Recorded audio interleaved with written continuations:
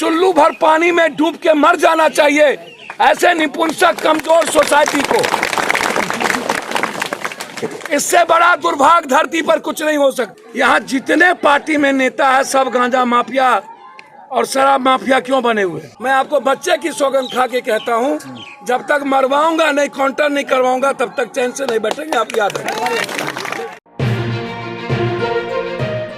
कलवाही थाना क्षेत्र के राढ़ में बीते दिनों अपराधियों ने लालराम और उसकी पत्नी शोभा देवी की हत्या गोली मारकर कर दी थी। घटना के बाद सभी पार्टियों की आने जाने का सिलसिला जारी है। इस बीच रविवार को जाप सुप्रीमो पप्पू यादव ने शोकाकुल परिवार से मिलकर सांत्वना दिया है।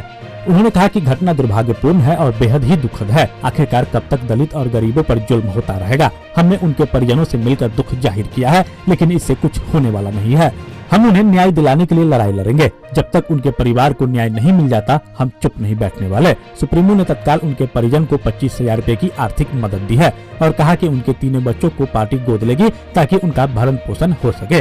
हालांकि घटना के कई दिन बीत जाने के बाद भी नामजद 5 आरोपी पुलिस के गिरफ्त से बाहर है। गांव सहित आसपास इलाके के लोग दहशत में हैं। आइए सुनते हैं पप्पू यादव ने क्या कुछ मीडिया से कहा है। कमतौल में उसके पहले हम हाजीपुर में चौकीदार को मारते मारते बस बच गया, वो दरोगा ने ही मार दिया। एक दिन में ऐसा नहीं है कि हम 6-4 मर्डर में हम जाते हैं। यह घटना बिल्कुल डिफरेंट है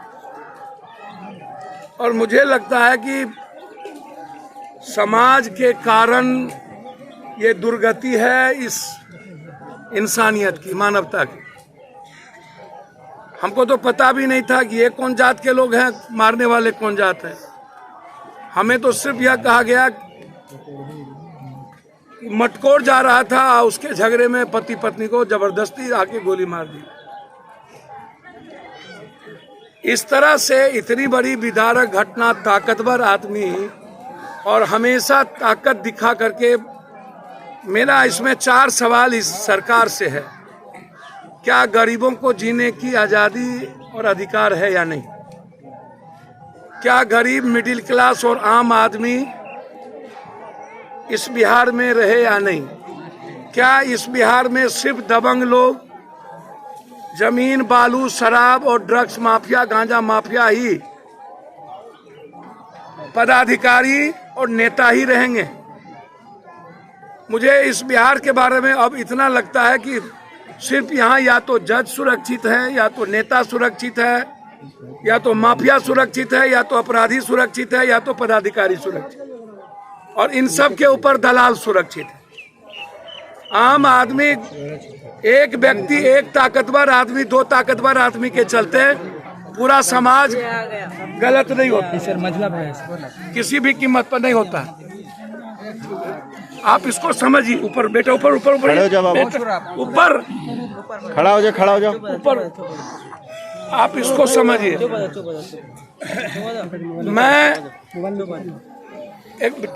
हम एक बात आपसे सिर्फ कहना चाहेंगे, क्या सरकार प्रोटेक्ट करेगी जो नेपाल से गांजा लाएगा, उसी नेता को, उसी माफिया को? यहाँ जितने पार्टी में नेता है सब गांजा माफिया और शराब माफिया क्यों बने हुए? एक बात। दूसरी बात, क्या माफिया अपराधी कंप्लीट रूप से, मैं बार बार कहता हूं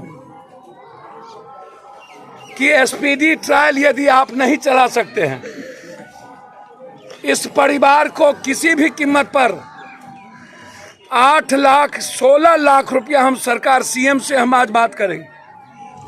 जो कानून इस चुनाव के पहले गवर्नमेंट ने बनाया था, दलितों के मर्डर में नौकरी और मुआवजा, मैंने अभी एक परिवार को मधुबनी पार्टी की ओर से 25,000 रुपया मैंने मदद की है। ये और तीनों बच्चों को मैं गोद लेकर के 1 महीने के अंदर किसी, जब तक ये पढ़ेगा हॉस्टल में, इनको अच्छे स्कूल में भर्ती होगी। इस केस में आज मैंने 3 बार एसपी से बातचीत किया है और आतिश की गिरफ्तारी उन्होंने हमको 48 घंटे का समय मांगा। हमें एसपीडी ट्रायल के लिए मैंने कहा है, लगातार जिस तरीके से, और दुख मुझे यह इस बात का है कि इनके पिता को जलाने के लिए दूसरे गांव से लोग आए। और यहाँ के समाज के लोगों ने एक भी इसको देखने तक नहीं आए। यहाँ के मुखिया नहीं आए। चुल्लू भर पानी में डूब के मर जाना चाहिए ऐसे निपुंसक कमजोर सोसाइटी को। इससे बड़ा दुर्भाग्य धरती पर कुछ नहीं हो सकता। हमने इस घटने को चैलेंज में लिया है। यह तीनों बच्चा मेरे लिए बेटे की तरह है और जब तक स्पीडी ट्रायल नहीं होगी तब तक इस केस के पीछे हम रहेंगे। और मुख्यमंत्री जी से हम बात करेंगे या पदाधिकारी जो इस विभाग के मंत्री हैं, जो आपदा या जो घटना घटती है उसमें कौन, अभी डीएम से बात करके इनको अविलंब इसके खाते में पैसे मिले इसकी व्यवस्था मैं करूंगा। कि इस बिहार में कमजोर तबके के लोग, गरीब और मिडिल क्लास के लोग, किसी भी जाति धर्म वर्ग का है वो सुरक्षित नहीं है।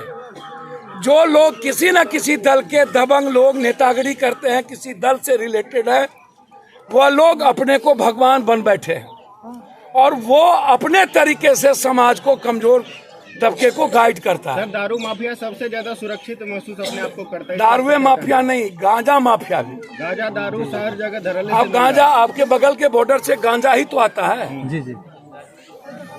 शराब ही तो आता है और आपके यहाँ से यूरिया जाता है उस पर। सर, ये पूर्ण तरीका से बंद नहीं हो पा रहा है तो इसको भैया बंद होने का क्या बात है? सबसे ज्यादा नेता और पार्टी को इसी से पैसा मिल रहा है।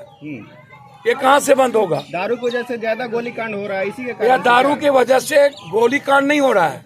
दारू के वजह से 90% यूथ के हाथ में कोरैक्स, ड्रग्स, स्मैक्स, व्हाइटनर, सोल्यूशन ये जा चुका है और डिलीवर बॉय बन चुका है यूथ। और ये दलाल माफिया नेता और पदाधिकारी को दरोगा से लेके एसपी तक का बंटवारा है। इसमें सब इन्वॉल्व हैं, कोई एक आदमी नहीं। अब सवाल उठता है कि भैया हम बड़ा छोटा आदमी है, हम मदद ही कर सकते हैं, अपनी आवाज उठा सकते हैं, क्योंकि हमको ना आपके भगवान से डर लगता ना आपके किसी आदमी से डर लगता। करना मुझे अपने ही जेब से है, कोई पैच उधार हम लेंगे नहीं। तो हमें लगता है कि न्याय के लिए लड़ना चाहिए। इसके पहले यदि हमारे पार्टी के नेता यहाँ नहीं आए, मैं आज ही सारा कमेटी डिसॉल्व करूंगा। चिराग पासवान जी अभी तक नहीं आए हैं। इसका नाम ले रहे हैं, छोड़िए सब फालतू बात पर। कौन आए थे? आपकी पार्टी के शहनवाज हुसैन आए थे। अब आए थे? हाँ सर, ये भी आए थे, चंदन जी लोग चंदन आपकी आए के पार्टी से आए थे। अब आए थे तब तो ठीक है भाई। आपके पार्टी आप दूसरे नेताओं के बारे में हमसे मत आश्वासन पूछिए। मिला कब तक गिरफ्तारी हो जाएगी? जो सर उनका जात होगा तो आ जाएगा। 4 दिन हो गया सर। जिस नेता का जात होगा मरेगा, वहाँ नेतागिरी करेंगे थोड़ा देर जाके। काहे का चिंता करते? अभी रामपट्टी में भी सर ऐसा ही घटना देखने को मिला है, वहाँ भी नरसंहार हुआ है। वो जो रोहित यादव मारा है, हमने एसपी को बोला है कि उसका काउंटर क्यों नहीं करते। सर, किसी भी कीमत पर रोहित यादव टाइप के आदमी को मैं आपको बच्चे की सौगंध खा के कहता हूँ, जब तक मरवाऊंगा नहीं, काउंटर नहीं करवाऊंगा, तब तक चैन से नहीं बैठेंगे। आप याद रखें। आप हमारे मधुबनी न्यूज को फेसबुक पे देख रहे हैं तो पेज को लाइक करें, यूट्यूब से देख रहे हैं तो हमारे चैनल को सब्सक्राइब करें और बेल आइकन को दबाना ना भूलें।